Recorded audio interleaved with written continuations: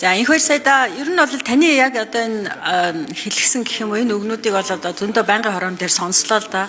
Гол нь одоо төсөө яаж орлогоо яаж нэмэгдүүлэх вэ гэдэг байгаа шүү дээ. Биднэрт өнөөдөр бас боломж байна. Энэ оюутлахын төсөл дээр бас өөрчлөлт одоо гэрээнд өөрчлөлт оруулахын боломж байна. Өнөөдөр одоо дахин хэлье.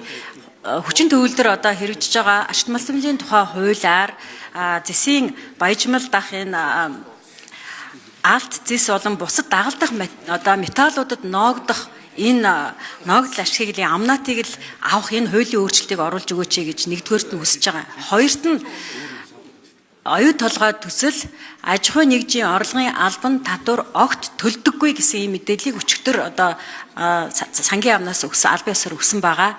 Төлөвлөх ёстой шүү дээ. Бүх одоо аж ахуйн нэгжүүчин хуулиараа аж ахуйн нэгжийн орлогын албан татвар төлж байгаа.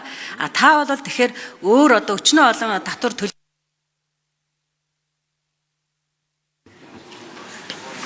За инквэрсэд хариулъя.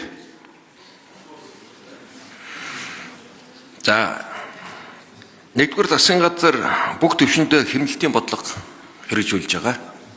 Шаардлагагүй хурал зөвлөгөөн, гадаад дотоод томилолт, хөрөнгө оруулалт, худалдаа авалтыг бүгдийг зогсоосон.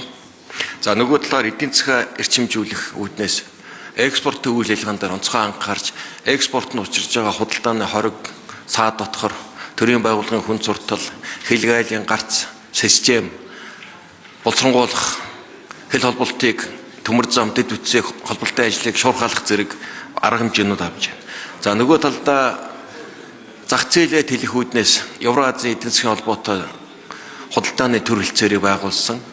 7 сарын 2 дахь 7 хоногоос манай хөдөөж хөнгөн үйлдвэрийн салбар маань шинэ зах зээлд 180 сая хүний зах зээлд уламжилт бараагаар одоо өрсөлдөх юм болцоо үүсэж байгаа.